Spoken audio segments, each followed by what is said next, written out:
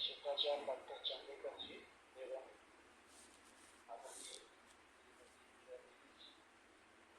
तथा ऑनलाइन सत्संग में जुड़े हुए सभी आदरणीय विज्ञानी जनों को सादर नमस्कार के साथ नमन वंदन करते हुए मैं निर्धारित विषय पर अपने स्वामी को संक्षिप्त में रखता हूँ।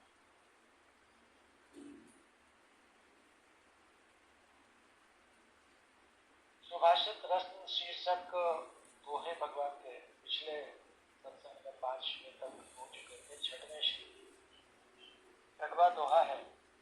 चले फिरे लक्ष्मी मिले बैठे आत्मा राम, चलते में बैठा रहे सो जाने निज नाम। सुभाषित रत्न शीर्षक से भगवान के ये दोहे वस्तु निश्चय की विभिन्न अवस्थाओं के बारे में। इस दोहे में पद का पहला भाग चले फिरे लक्ष्मी मिले से भगवान का आशय है चलने फिरने वाली अर्थात परिवर्तनशील अवस्था क्षर भाव। लौकिक व्यवहार में वैभव लक्ष्मी की क्षर अवस्था की विभूति है। बैठे आत्माराम पद का अगला भाग जो है बैठे आत्माराम से मैं ये समझा हूं कि भगवान का यह आशय है कि क्षर में कूटस्थ रूप से मौजूद अर्थात बैठी हुई अक्षर आत्मा, जिसे सर्वांग योग के अध्याय 6 में भी भगवान ने पद में कहा है, बैठी है कि अस्थि भांति प्रिय से। आगे इसी पद के दूसरे भाग में चलते में बैठा रहे से भगवान का आशय है क्षर को प्रत्यक्ष देखकर तथा अक्षर को जानकर जिसकी अक्षर में स्थिति हो गई है उसे नाम यानी पुरुषोत्तम का लक्ष्य हो जाता है। इस तरह से भगवान ने इस पद में क्षर अक्षर पुरुषोत्तम का ही वैभव का वर्णन किया है। आगे 7वां दोहा है भगवान का। तृष्णा त्यागी करे सेवा शिष्य शोषत है कहा, निज रूप बिना सेवा लखावे सद्गुरु महा। इस दोहे में भगवान कह रहे हैं तृष्णा क्षय होने के बाद ही आत्म स्वरूप का ग्रहण होता है और आत्म अनुभव होने के बाद सेवा होती है। ऐसा मुमुक्षु ही सच्चा शिष्य है और जो भेदभाव रहित सभी को अपने स्वरूप का बोध करावे वही सद्गुरु नारायण है। जैसा कि तुलसीदास जी ने भी कहा है, बिनु सेवा जो द्रवहि दीन पर राम सरिस पूर्णा। तो इस तरह से इस दोहे के पहले और दूसरे पद में मुमुक्षु सात्विक मुमुक्षु तथा सद्गुरु के बारे में भगवान ने कहा है। अगला दोहा है 8वें क्रमांक का। अस्थि रूप शतनाम है कहते हैं लख में आए, अस निश्चय जिनके हिए ते अनन्य पद पाए। भगवान इस दोहे में कह रहे हैं क्षर अक्षर संयुक्त पुरुषोत्तम नाम से जो सत वस्तु है जिसका स्वरूप सर्वत्र दिखाई दे रहा है यत्र तत्र स्वरूप में हमारे सामने, इसका निश्चय जिससे हो गया है उसका व्यष्टि भाव शेष नहीं रहता और वह उसी में तद्रूप हो जाता है। सत वस्तु का भाव ही अनन्यपन है।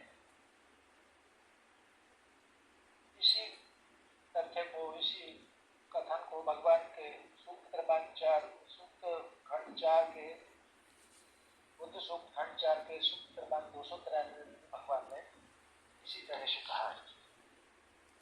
अगला दोहा है 9वें क्रमांक का। नाम रहित जो दृश्य सो विश्व स्वयं को स्वभाव, व्यष्टि नाम में जगत है भाष अनंत बहाव। इस दोहे में भगवान विश्व रूप के स्वयं स्वभाव के बारे में कह रहे हैं। बुद्ध सूक्त खंड 4 के सूत्र क्रमांक 968 में भी भगवान ने स्वयं स्वभाव का आशय स्पष्ट किया है और भी आगे सूत्र इसी के बारे में स्वयं स्वभाव के बारे में 968 से लगे हुए। इसी प्रकार गीता अध्याय 2 के श्लोक 28 में भी स्वयं स्वभाव का दर्शन है। तो सूत्र क्रमांक 968 में भगवान कहते हैं, एक ही वस्तु के अनेक रूपांतर होना एवं वही वस्तु रूपांतर में उपलब्ध होना, यही स्वयंभू स्वभाव है। उत्क्रांति और अपक्रांति स्वयंभू ही है। इस तरह से स्वयंभू का आशय भगवान ने रखा है। तो गीता अध्याय 2 में भी 2 के श्लोक 28 में भी भगवान ने कहा है, मूल में भूत है गुप्त, मध्य में दृश्य है हुए, अंत में फिर अव्यक्त, इसका शोक है वृथा। बीज में वृक्ष सूक्ष्म रूप से समाहित रहता है, जो पुनः बीज बनकर यथा स्थिति में वापस आ जाता है। जो दिख रहा है वह विश्व है और क्या, यह शंका उपस्थित होने पर, यानी द्वैत की स्थिति बनने पर जो माना जाए वह जगत है, इसमें अनंतत्व प्रतीत होता है। यानी एक ही वस्तु का भास अनंत प्रकार से होता है। इस तरह से स्टोरी का दूसरा भाग भी पूरा हुआ।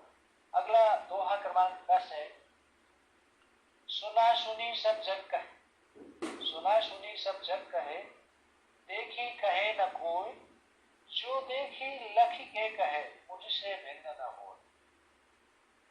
यह दोहा भी वस्तु निश्चय के बारे में है। इस दोहे में भगवान परोक्ष ज्ञान तथा अनेक मत पंथ के बारे में, मत पंथों के बारे में प्रकाश डाल रहे हैं। उनके अनुसार सर्वत्र शब्द ज्ञान का भंडार है, सभी शब्दों में ज्ञान गा रहे हैं, किंतु अपरोक्ष ज्ञान का अभाव। आगे कहते हैं कि जिसने सद्गुरु युक्ति से सप्रयोग स्वरूप को प्रत्यक्ष देखकर अक्षर आत्मा का लक्ष्य करके दोनों का लय पुरुषोत्तम में कर लिया है, वह मेरा ही स्वरूप हो गया।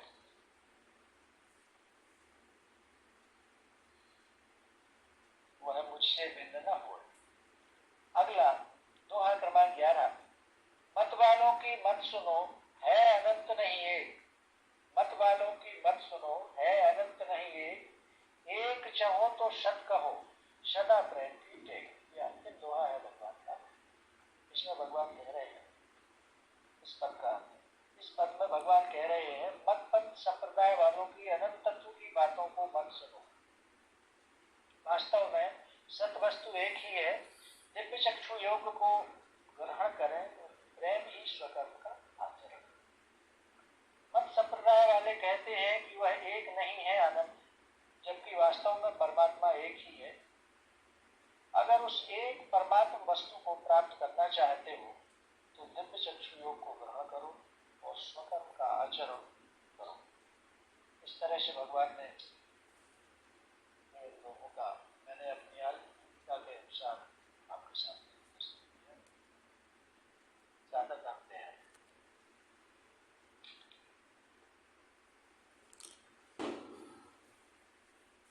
अब हम आदरणीय सर से निवेदन करते हैं कि हमें इन दोहों पर जो प्रकाश प्रदान करने की कृपा करें।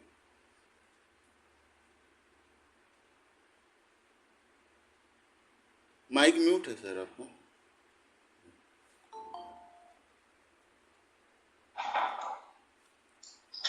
शुरू हुआ है? जी जी, हेलो, हाँ शुरू हो गया सर।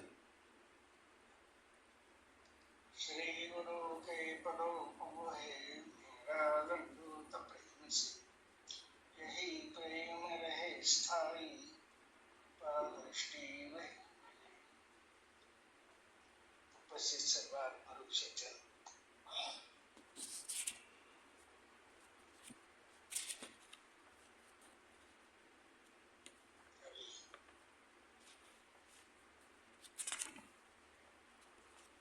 लक्ष्मण सिंह चौधरी जी ने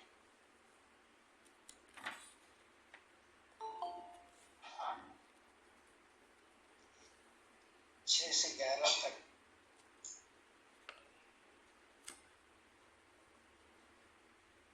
रहेगा अपना चिंतन मनन पेश किया। भगवान के बुद्ध शब्दों के वाक्य से भी कुछ उसका स्पष्टीकरण करने का प्रयास किया। लेकिन दोहे का मतलब यही होता है, संतों ने और भगवान ने भी लिखे है सर्वसामान्य जन के व्यवहार में भी कुछ उपयोग हो, तो चले फिरे लक्ष्मी मिले,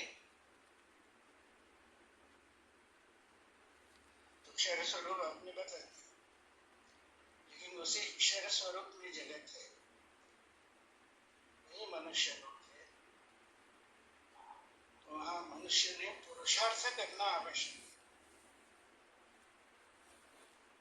क्योंकि बैठने वाले का भाग्य जो है बैठा रहता है, जो खड़ा हो गया पुरुषार्थ करने के लिए उसका भाग्य खड़ा हो गया। तो ये मनुष्य लोक में मनुष्य जन्म प्राप्त हुआ, तो पुरुषार्थ से चले फिरे, पुरुषार्थ से लक्ष्मी प्राप्त हो। जैसे उदाहरण भी मिलते हैं व्यवहार में कि पुरुषार्थ से प्राप्त किया हुआ लक्ष्मी का स्वरूप क्या है? उसके भी दो स्वरूप है लक्ष्मी, एक दैवी स्वरूप है जो दिखता है,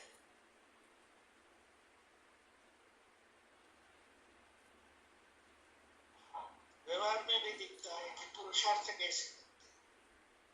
ब्राह्मण, क्षत्रिय, वैश्य, शूद्र, ये चारों में पुरुषार्थ है। तो वैश्य वर्ण का ही लिया जाए तो ये जो विभूति रूप रतन टाटा जी है जगत में, उन्हें भी लक्ष्मी प्राप्त होगी। उसका स्वरूप क्या है? प्रसन्नता का स्वरूप। और दूसरे हैं जिसका आसुरी भाव है, दूसरों को लूट कर, तो इसको भगवान पुरुषार्थ नहीं, ये पुरुषार्थ नहीं है। चले लक्ष्मी मिले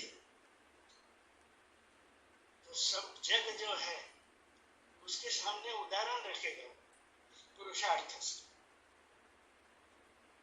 अब दिव्य चक्षुवान या विज्ञानी है, उसका पुरुषार्थ क्या है? उसका पुरुषार्थ भी भगवान बतला रहे हैं कि उसका पुरुषार्थ यानी संपूर्ण अक्षर स्वरूप जो है,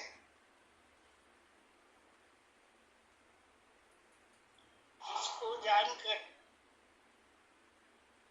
उसकी स्थिति में स्थिर हो जाना चाहिए, उसके अनुभव में अक्षर स्वरूप के। तो बड़ा पुरुषार्थ क्या होगा फिर?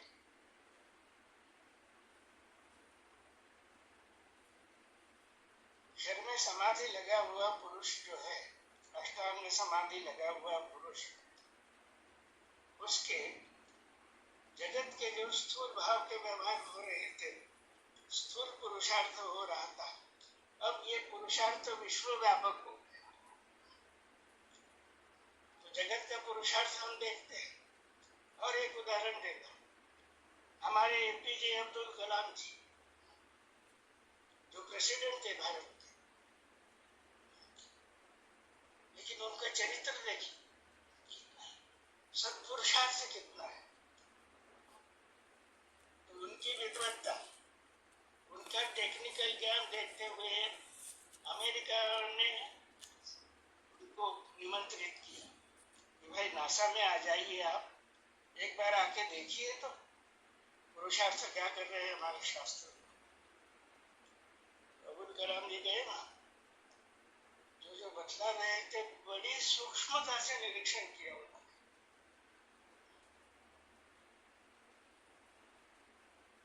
आखिर में प्रेसिडेंट उसे कहने लगे, और जो प्रमुख थे नासा के वो भी कहने लगे कि आप नासा को ज्वाइन कर लीजिए। उस वक्त उन्होंने क्या कहा? उन्होंने कहा कि मेरे आगे भी भारत ही है, मेरे पीछे भी भारत ही है। भारत की भूमि पर ये सब पुरुषार्थ मैंने किया है।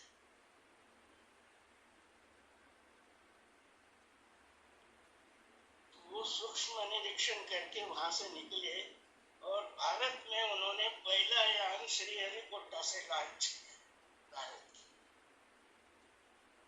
ये व्यापकता कैसे हो गई? देशभक्त जिसको कहते हैं उसकी व्यापकता पुरुषार्थ देखी। और प्रेसिडेंट होते हुए भी उन्होंने कैसा जीवन बिताया, सत्ता का कभी भी दुरुपयोग नहीं किया।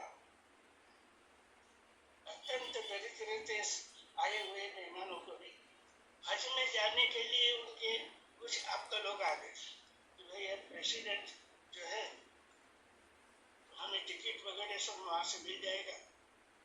तो अब्दुल कलाम जी ने अपने पीए से कहा कि नहीं, उसमें से इनका टिकट हज का नहीं कर, मेरे अकाउंट से पेमेंट करो आने जाने की टिकट। देखिए कितनी बड़ी बात, इससे पुरुषार्थ है।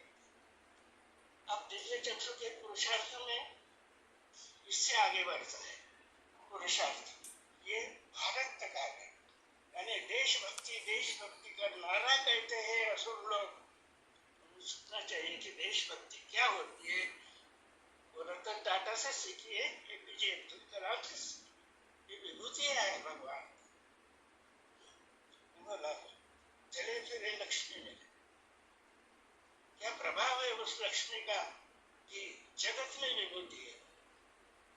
आप उन्हें भारत रत्न दो या मत दो, लेकिन जगत के लोग उनका जो कॉन्ट्रीब्यूशन है उसका ऋण व्यक्त करते हैं। अब विज्ञानी जो है वो इससे आगे जाएगा। इसमें संपूर्ण विश्व रूप है शर्त, तो उसके सामने देश के आगे जगत है। लेकिन जगत की लक्ष्मी भी प्राप्त हो गई तो वह शाश्वत नहीं है, ये विज्ञानी देखते हैं। तो स्वयंभू स्वरूप जो है परमात्मा का अक्षर स्वरूप, अक्षर स्वरूप प्राप्त हो गया, जिससे निश्चय हो गया अक्षर स्वरूप का, तो देखिए कि उसमें सब है। आपका कुल भी है, जाति भी है, समाज भी है, वहां पे स्थित होने के बाद जो विश्व प्रेम और उससे जो सेवा होती है उसे भगवान कहते हैं कि ये पुरुषार्थ है मनुष्य का। तो दो विभूतियों को मैंने जो अभी आपके सामने बतलाया, इनका तृष्णाक्षय हो गया है तो इनकी अगली गति जो है पूर्व जन्म में हो सकता है कि दिव्य चक्षु के सिद्धांत से वो पूर्ण मुक्त नहीं है, लेकिन मुक्ति के लिए विश्वरूप तक जाने के लिए तो शुद्धि चाहिए, सत्व शुद्धि। वो पुरुषार्थ से ही हो, पुरुषार्थ का मतलब। और पुरुषार्थ से कमाई हुई लक्ष्मी जो है उस घर में प्रसन्नता रहती है। चले फिरे लक्ष्मी मिले, तो विश्व प्रेम जो है तो फिर वहां देश प्रेम की तुलना नहीं हो सकती, उसमें सब प्रेम का समावेश है। विश्व प्रेम तुम्हें विश्व का नागरिक,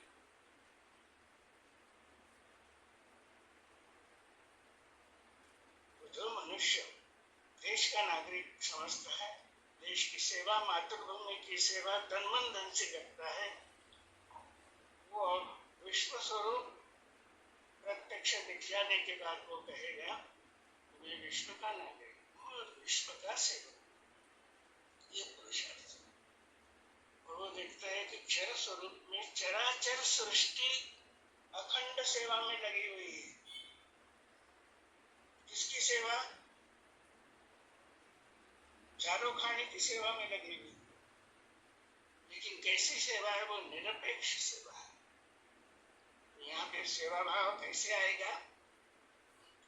विश्व प्रेम से सेवा भाव आएगा कि मैं भी सेवा में समर्पित क्यों न हो जाऊं। तो इस सेवा में फिर मापदंड कोई नहीं है, इतनी उतनी ऐसा नहीं, कौन बड़ी सेवा करता है, नहीं।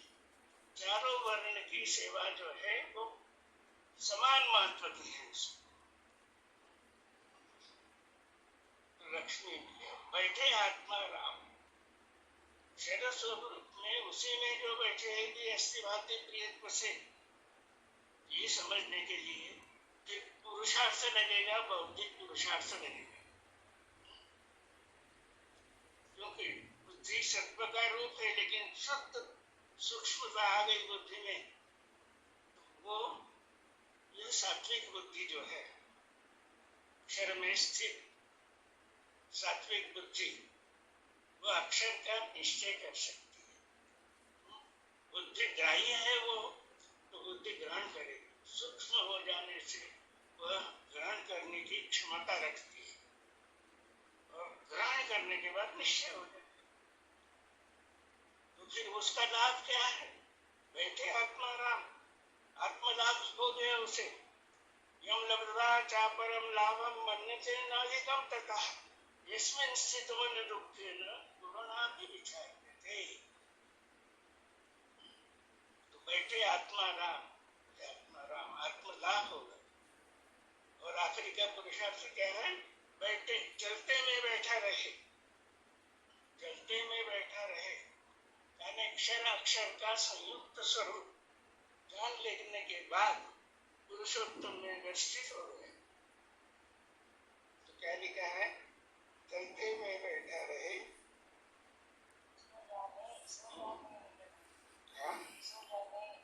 हाँ, सो जाने निज नाम का है, धाम नहीं कहा, निज नाम यानी वो पुरुषोत्तम को पूर्णतः जानकर भक्ति के पुरुषार्थ का प्रारंभ हो जाएगा वहां से। ये पुरुषार्थ का स्वरूप देखिए, एक दोहे में भगवान समझा रहे,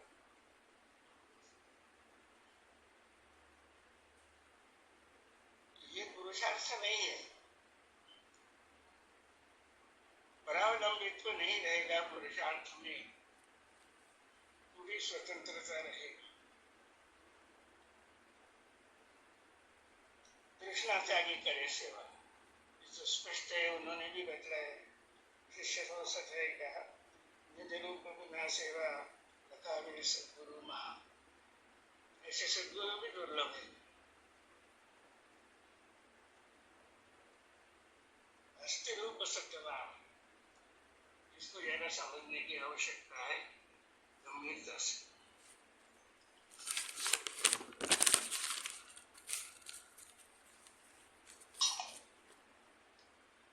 अस्थि रूप सत्यनाम है, परम ब्रह्म स्वरूप पुरुषोत्तम जो है वह अस्थि है, यानी अस्थि परब्रह्म ही है। अस्थि की शक्ति को ही पराशक्ति कहा, और वह पराशक्ति ही परब्रह्म को प्रकट करती है, पुरुषोत्तम पद में स्थित हो गए, अस्थि रूप सत्यनाम। लेकिन इसका बोध करने के लिए पुरुषोत्तम पद स्थित नारायण ने त्रिपुटी की कल्पना की, अक्षर अक्षर पुरुषोत्तम।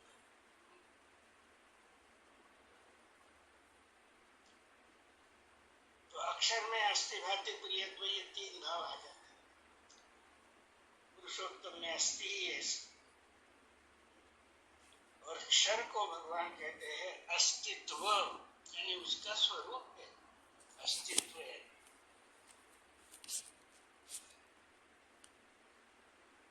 तो इसका अनुभव अगर हो गया क्षर स्वरूप का,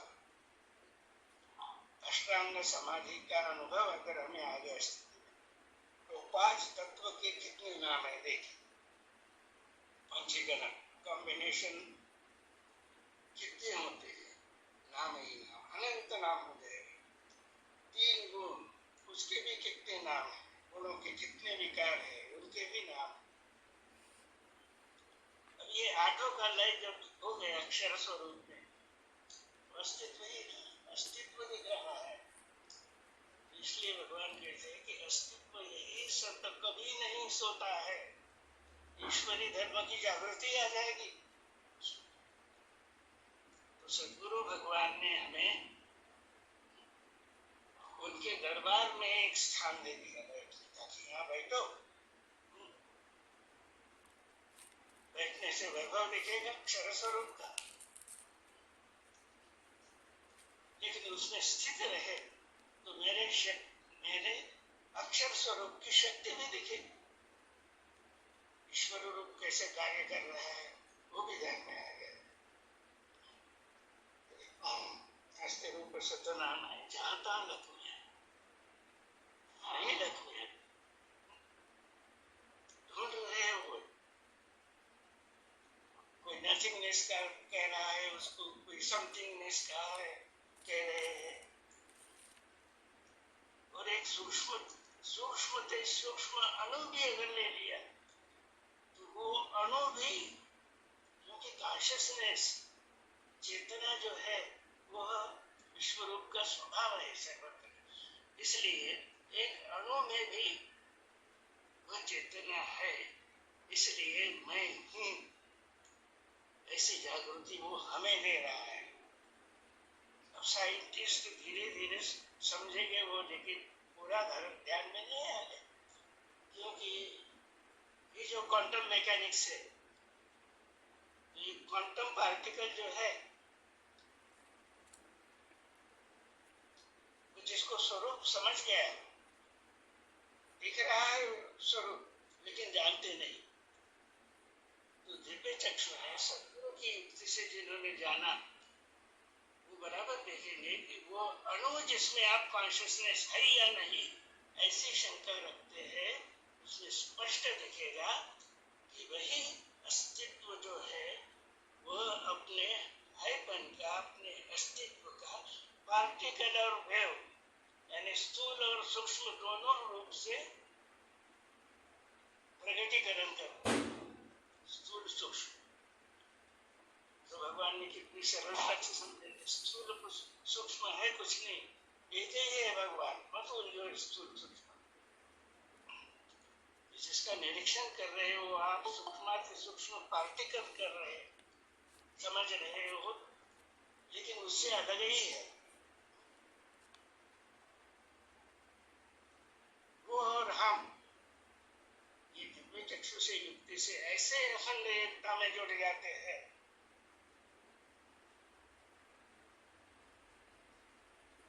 कि द्वैत भाव का परीक्षण जो है वो समाप्त हो जाए। इसलिए अस्थि रूप सत्यनारायण है, जहां कहा लख में आए, जिधर देखो उधर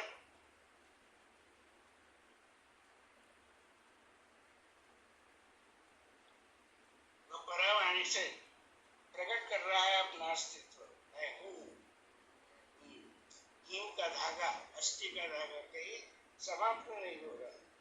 जहाँ पर असनिश्चय जिनकी ये तो अस्तित्व का निश्चय हो गया, तो अस्थि भाति द्वैत्व जो है उसका निश्चय होगा, और ये निश्चय के बाद पूर्ण अस्थि रूप जो है एक ही वस्तु में जानो कर्तिक भाव की पुरुषोत्तम का निश्चय हो जाएगा।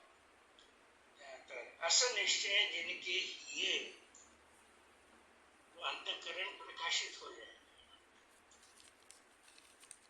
दूसरे अध्याय में कहा ये में बोध होते ही मुक्ति है ब्रह्मजाल से, यहाँ पे पूर्ण ब्रह्मजाल से मुक्ति हो जाएगी। असनिश्चय जिनके ये भी अनन्य पद। ये अनन्यता शब्दों में बोलना बहुत आसान है, लेकिन अनन्यता होने का अभ्यास ही करना बहुत आवश्यक। और वही सदगुरु भगवान हमें सिखा रहे हैं कि अन्य कुछ है ही नहीं, लेकिन लाखों करोड़ों साल से तुम वही सुनते आए हो, पढ़ते आए हो, इसलिए भ्रम हो गया अन्य होने का। इस भ्रम को हटाओ आत्मयोग की रीति से। कहते ना नाम रहित दूरदर्शी हो गया, सुना सुने सब जग कहे, एक ही कहे नहीं। अब जिसने ये प्रत्यक्ष योग धारण किया है सोचेगा ये बतला रहा है ये सत्य है क्या पूर्ण। जिसने पूरा अनुभव नहीं किया सत्य का वो क्या कहेगा भगवान ऐसा कहते हैं। दूसरा कहेगा नहीं हमने सुना है चांदेकर सत्संग में ऐसा बतला रहे थे। ऐसा नहीं है वो। आप क्या कहते हैं? मत वालों की मत सुनो। मैं आप तो हूँ आपका, आप मेरे आप है, लेकिन मेरे आप तो वाक्य भी आप परीक्षण कर लीजिए, परीक्षण कर लीजिए वेद विद्या से कि ये बोल रहा है ये ठीक है या नहीं है, या कुछ मन की मिला रहा है। मत वालों की मत सुनो, ये ध्यान में रखना चाहिए। ऐसा नहीं है बड़े, हाँ, अत्यंत आदर बुद्धि से हम संचालक जो कहते हैं वो मान लेते थे, मान लेते थे। फिर विद्वत सभा में ऐसी हो जाती, गड़बड़ हो जाती थी, तो वो कह रहे थे, वो विद्वान लोग कहते हैं कि प्रमाण बदलाव, कहाँ लिखा है ऐसा? चुप रहना पड़ा। मत सुनो, बुद्धि योग से स्वयं देखिए, ये देखना बहुत आवश्यक है। नहीं ये कहते हैं तो सत्य कहो, सत्य कहो, यानी सत्य में स्थिर हो गए तो भगवान कहते हैं कि सत्य ही कहो, सत्य ही लेना, सत्य ही देना। कहने की आगे की भी स्पीड बदलाई, कहते तो बहुत है सब यही सत्य है, लेकिन उसमें स्थित हो गए। लेना यानी ग्रहण किए, अंतःकरण में धारण कर लिए, इसको लेना कहते हैं। अंतःकरण में धारण हो गया तो वही हम अनुभव दे सकते हैं। सदा प्रयोग कीजिए। इस तरह जहां तक मैं समझ सका हूं, विशेषता दो ही जो है वो महत्वपूर्ण लगते हैं। चले फिरे लक्ष्मी भी बहुत आवश्यक, सब पुरुषार्थ से पुरुषार्थ करना बहुत आवश्यक है। पुरुषार्थ के जगत भी विश्व रूप में है, इसलिए जगत को हीन नहीं समझ सकते हम।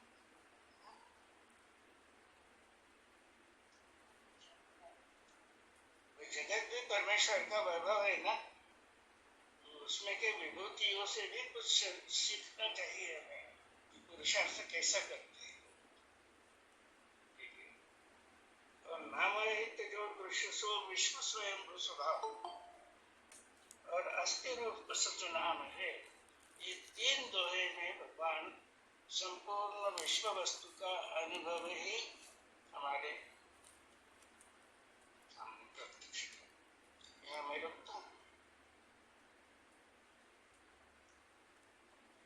और मेरे निवेदन में अगर आपको कुछ ऐसा लगे कि विषय को छोड़कर है या सब सिद्धांत को छोड़कर कुछ उसमें है, तो वो निर्भयता से कहते जाए।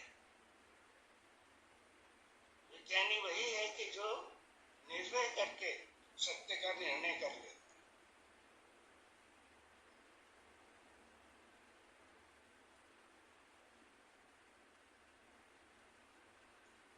और ज्ञानी है वो केवल परीक्षा करने के लिए प्रश्न करे। तो विज्ञान की दृष्टि से चर्चा कीजिए।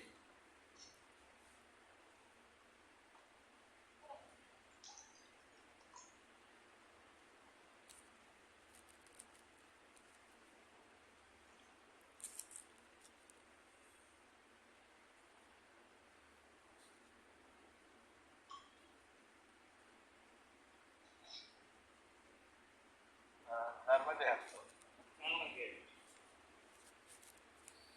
ये लक्ष्मी का थोड़ा सा व्यापक स्वरूप, जैसे मानसिक हो, बौद्धिक हो, शारीरिक हो, चाहे आत्मनिश्चय के लिए जो प्रयत्न किया जाता है, संपूर्ण वैभव को भी लक्ष्मी हम कह सकते हैं। सब प्रकार का वैभव ही लक्ष्मी है। वही तो बतलाया गया है, लक्ष्मण सिंह के लिए भी वही बतलाया।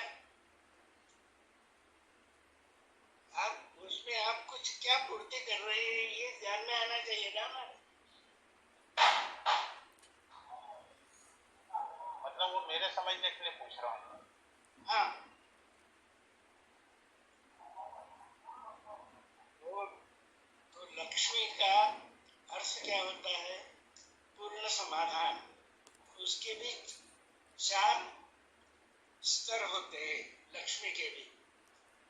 सिद्धांत अगर ध्यान में आ गया, जगत की लक्ष्मी दिखती है, कौन बड़ा है, स्थूल भाव हो गया। विश्व रूप की लक्ष्मी, अक्षर भाव ध्यान में आ गया। उसके बाद भी ये सब वैभव कहाँ से आया? तो अक्षर रूप। वो लक्ष्मी का स्वरूप नहीं है, कारण स्वरूप है, सूक्ष्म। इसीलिए तो कहा है कि वो सबसे बड़ा लाभ है। यम लब्ध्वा चापरम लाभम। और उससे भी बड़ा लाभ क्या है? संपूर्ण समाधान का। चलते में बैठा रहे, यानी क्षर अक्षर का संयुक्त बोध होते हुए पुरुषोत्तम स्थिति में बैठकर जो अनन्य भाव से सेवा करता है, उसे पूर्ण समाधान, जन्म मृत्यु उसे नहीं। ये लक्ष्मी का सबसे उदात्त दिव्य स्वरूप।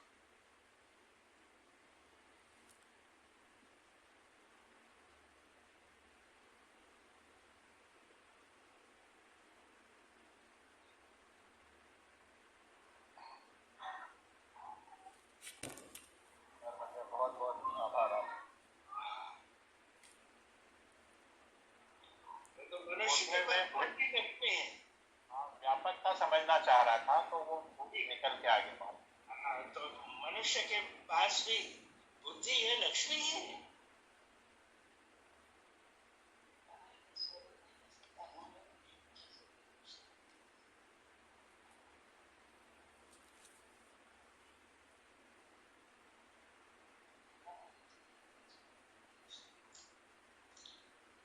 ठीक है, लक्ष्मण सिंह जी।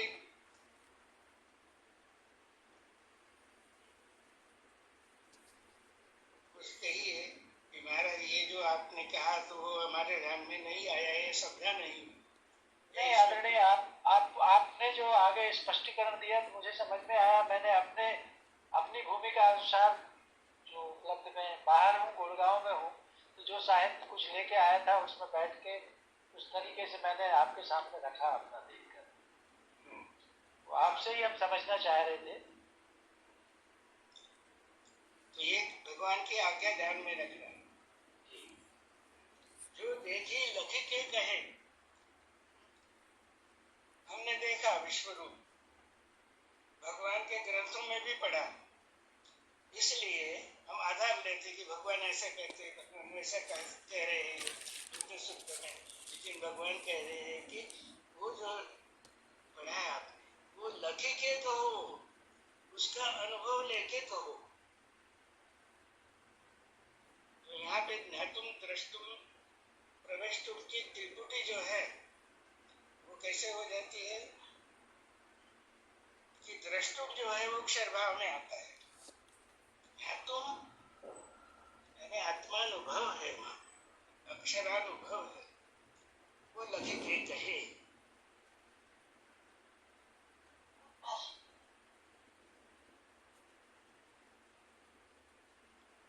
इसलिए स्वानुभव अपने रखिए कर। स्वानुभव का केवल सिद्धांत को दोहराना, रख देना और उसके समर्थन में और भगवान के ग्रंथों के वाक्य जोड़ देना, इसे आपका अनुभव क्या है? स्वानुभव का मतलब ये दृष्टि प्राप्त होने के बाद मुझमें परिवर्तन कैसे कैसे होता है, ये स्वानुभव है ना भाई, जो उपयोग में आएगा दूसरे लोगों के। स्व का अनुभव क्या है? भगवान ने तो अनुभव दिया है, जो त्रिकालाबाधित अनुभव है वो सामने रखा है। तो उसके मनन चिंतन से मेरे अंतःकरण में कहाँ तक उसकी धारणा होगी, ये देखते गए हम, तो उसको स्वानुभव कहेंगे।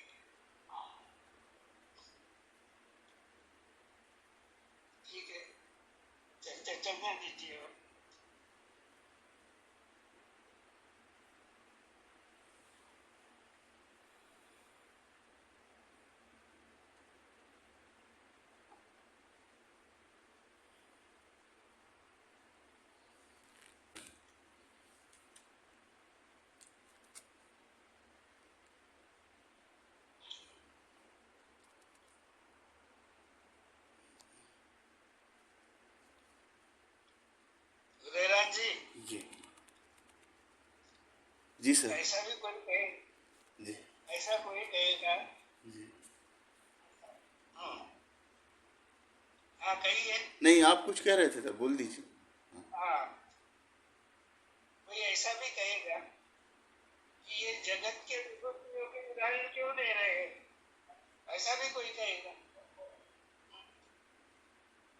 जी इसका उत्तर क्या देंगे आप? कौन बीच में बोल रहे हैं? हाँ हाँ, क्योंकि परमात्मा तो सर्वरूप है, तो जगत हाँ, की जो विभूति हैं वो परमात्मा की ही विभूति है वो। परमात्मा के स्वरूप में भी जगत ही है, जी तो इसलिए वो विभूति जो है परमात्मा की है, उससे कुछ चुनना पड़ेगा, जी सीखना पड़ेगा। जी। जो ये सर जो दोहा। जी कि वो किसी का नाम APJ अब्दुल कलाम है इसलिए उसको एक स्टाम्प लगा दिया, ऐसा नहीं। जी और उन्होंने क्या रख से पुरुषोत्तम बदलाया क्या, ऐसा कहेंगे कुछ लोग।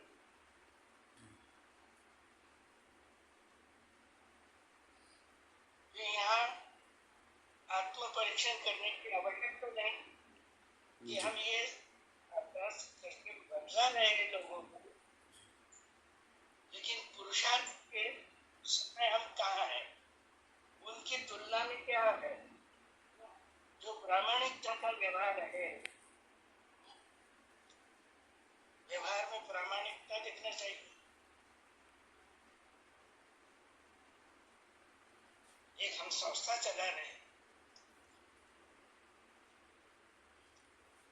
जगत के नियमों से चला है, रजिस्टर है, तो ये रजिस्टर संस्था के सब व्यवहार जो है वो रूल कायदे कानून के अनुसार होना चाहिए। ये देखना हमारा कर्तव्य नहीं है, ये पुरुषार्थ में नहीं आता है क्या? ये कैसा भी चलने दो, और जगत को हम नाम रखते जाएंगे कि उनको क्या मालूम था क्या कुछ, ये जो जगत की विभूतियां है उनको कहाँ परमात्मा दिखे, जी ऐसा नहीं है।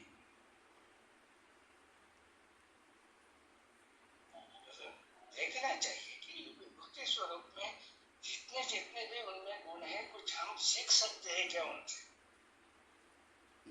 परमात्मा का ही स्वरूप है ना, जी सीखना चाहिए।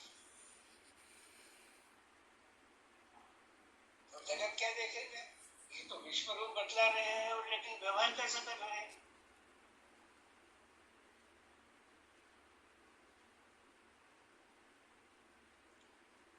जो महेंद्र कुमार जी ऐसा किसी ने पूछा तो ये क्या असत्य प्रश्न हो गया क्या?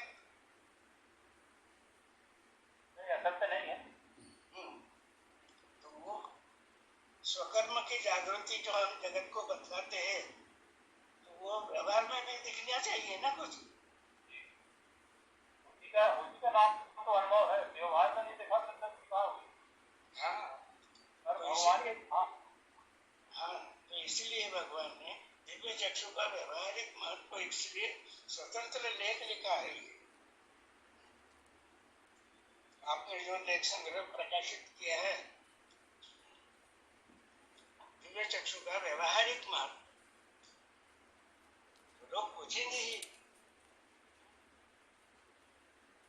तुम्हारा व्यवहार, हमारी व्यवस्था कैसी है।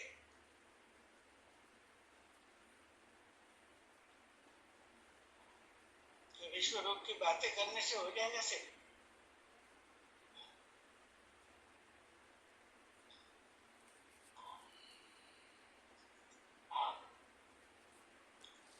भगवान ने कहा है दिव्यदृष्टि के बिना सत्य धर्म नहीं होता। हाँ, इसलिए बिना सत्य धर्म के व्यक्ति के ज्ञान देश का कल्याण नहीं हो सकता है। जी, ये सब कर्मों में दिव्यदृष्टि की आवश्यकता है। बिल्कुल ठीक है, ये सब कर्मों में हमें लगा लेना पड़ेगा ना।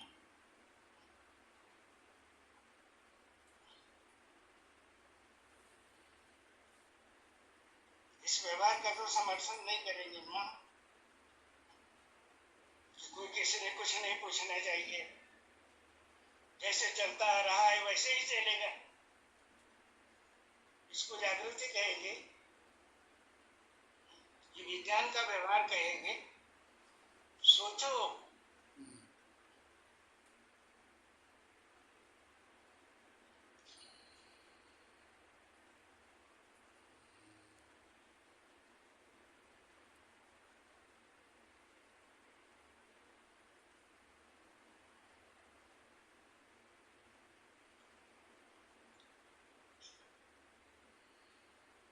जागृति देनी पड़ेगी। एक आप जैसा जागृति देता है उसको चुप कर देते हैं। जागृति बढ़नी चाहिए।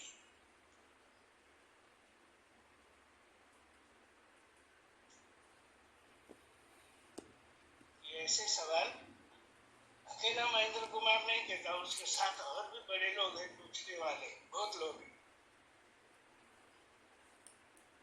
जब हमारा व्यवहार धीरे धीरे जागृति आ जाएगी,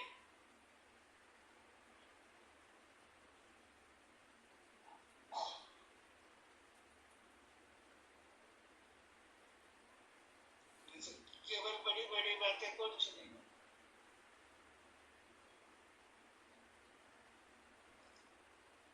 विश्व प्रेम भी व्यवहार में दिखना चाहिए।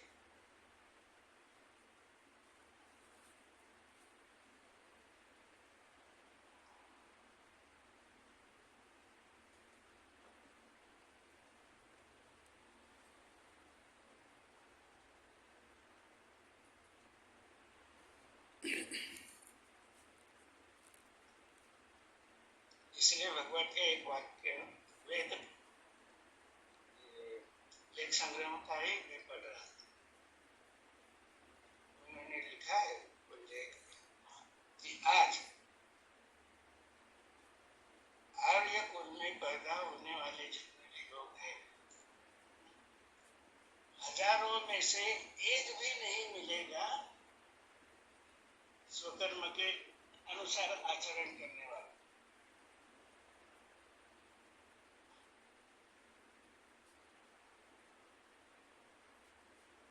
महेंद्र कुमार जी, ऐसा अभी प्रूफ करेक्शन के वक्त आपने भी पढ़ा ही होगा वो, या पढ़ा है।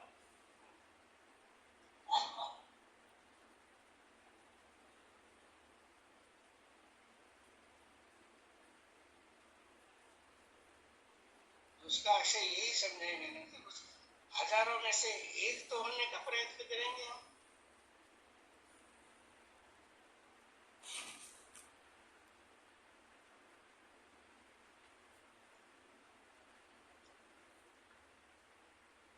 केवल स्वकर्म करो यही विश्व सेवा है, ऐसा रट लगाने से थोड़े होगा। हमें वस्तु में स्थित होकर, अनन्य होकर, स्थित होकर अपने उदाहरण से करना पड़ेगा, जो अवतारी पुरुषों ने सिद्ध की है। यदि यद आचरति श्रेष्ठो, भाषणबाजी से परिवर्तन नहीं होगा। यदि यद आचरति श्रेष्ठो तत्तेनेतरो जनाः स यत् प्रमाणं कुरुते लोकस्तदनुवर्तते।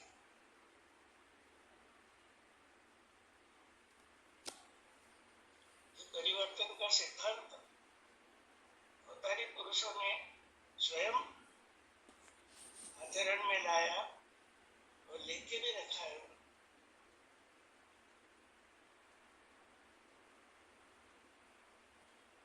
भगवान ने, डॉक्टर साहब जी, भगवान ने स्पर्श के बारे में जो इतना विस्तृत लेख संग्रह में है जी, जो वार्ता के रूप में है जी, गंगाराम और वो तो शक्ति के बीच में, रसों के बीच में जी, मतलब इतना विस्तृत लेख है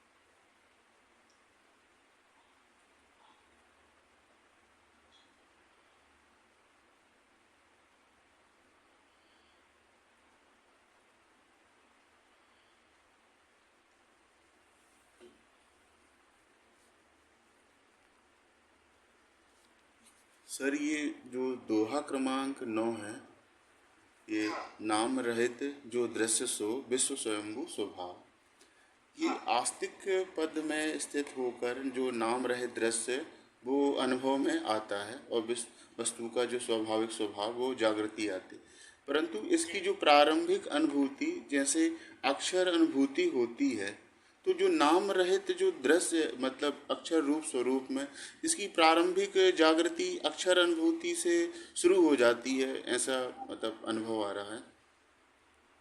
आप इसमें और क्षण की अनुभूति जो है वहां से प्रारंभ नहीं होता जी।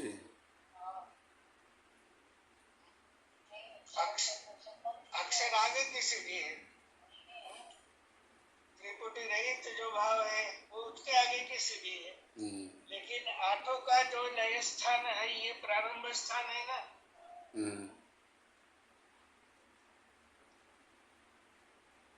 क्योंकि ये आठ ही के पंचीकरण के द्वारा और क्रिया शक्ति के द्वारा अनंत प्रकार हो गए हैं ना, उसी को जगत कहते हैं। तो नाम रूपात्मक जगत है, इन नामों का लय पहले तो हो जाना चाहिए, परमात्मा स्वरूप में जानकर उसमें स्थित हो गए तो नाम रहित दृश्य देखा गया ने अस्तित्व ही दिखेगा। अस्तित्व दिखेगा कह रहा हूं, ये भी कहा कि वो अस्थि रूप हो जाएगा। अस्तित्व का स्वभाव, अस्थि का स्वभाव अस्तित्व,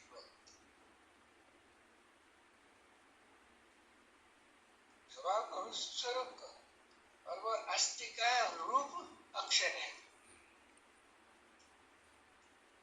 तो अंत में नाम रहित दृश्य सो विश्व स्वयंभू स्वभाव, तो उसका लय जो है त्रिपुटी रहित वस्तु नहीं होगा, लेकिन प्रारंभ तो है स्वरूप बोध के लिए। तीसरे अध्याय में भगवान ने सूचना यही दी है ना, वस्तु में त्रिपुटी देखी कल्पना से स्वर, यथार्थ बोध होने को निज मूल स्वरूप का, तो मूल स्वरूप पर ब्रह्म वस्तु, लेकिन स्थूलता मनुष्य रूप में किस लिए पाई? स्वरूप बोध के लिए कहा है। इसलिए मनुष्य को स्वरूप बोध तो पहले हो जाना चाहिए। स्वरूप बोध अगर हो गया सदगुरु के सत्संग में पूरा बैठ के कुछ काल सत्संग सेवा करके, तो फिर आगे अक्षरानुभूति और आप कहते हैं उसके नाम रहित अस्थि रूप सतनाम है, वहां तक आसान हो जाए।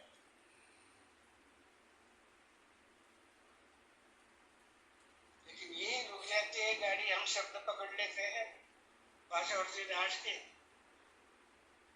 बस सुनाना शुरू कर देते हैं, बस वो हो गए भाई।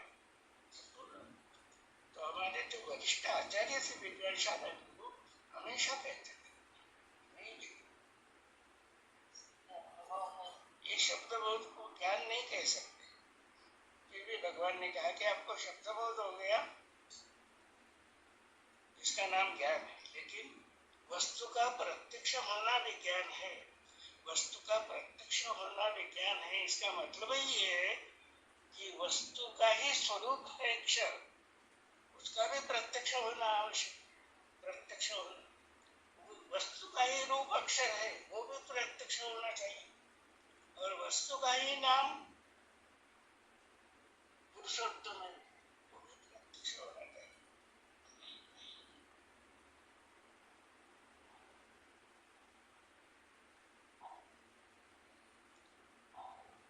प्रारंभ तो अक्षर, तो इसलिए भगवान ने ये भी कहा कि शर में स्थित हुए विघन अक्षरानुभव नहीं होगा।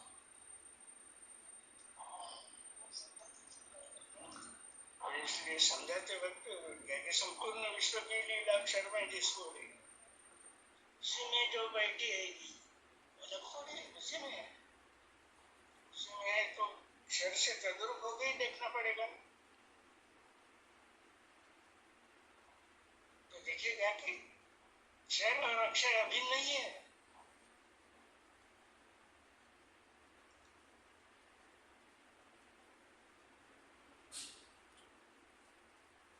ठीक है जी। डॉक्टर साहब, आपने जो बोला घर का निश्चय हो गया, भगवान ने जो दूसरी बात कही है वो भी बहुत महत्वपूर्ण है कि अक्षर के प्रकाश में नाम नहीं प्रकट सकता।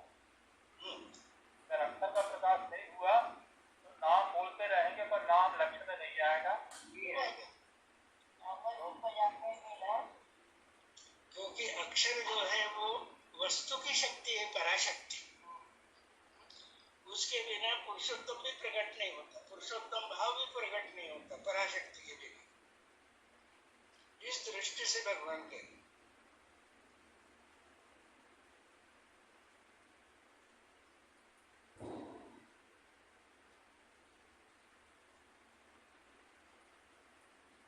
वहां अक्षर पराशक्ति का ही रूप है।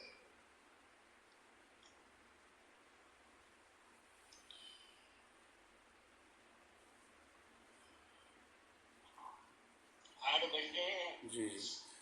तो हम आभारी हैं सर के, मैम के और हमारे विभूति स्वरूप लोगों के, देश देशांतर से, मतलब अभी हमारे बीच में श्रीकांत मुर्गी नॉर्वे से हमसे जुड़ करके इस सत्संग का लाभ ले रहे हैं। तो अन्य क्षेत्र सभी मतलब देश देशांतर से लोग जुड़ करके इस मतलब अभूतपूर्व सत्संग का लाभ ले रहे हैं। तो सभी को आभार। और आज हम सेशन यहीं समाप्त करते हैं। अगले कार्यक्रम की जो सूचना रहेगी ग्रुप के माध्यम से प्रेषित कर दी जाएगी। सभी को चरण वंदन, सादर नरमदेह हर।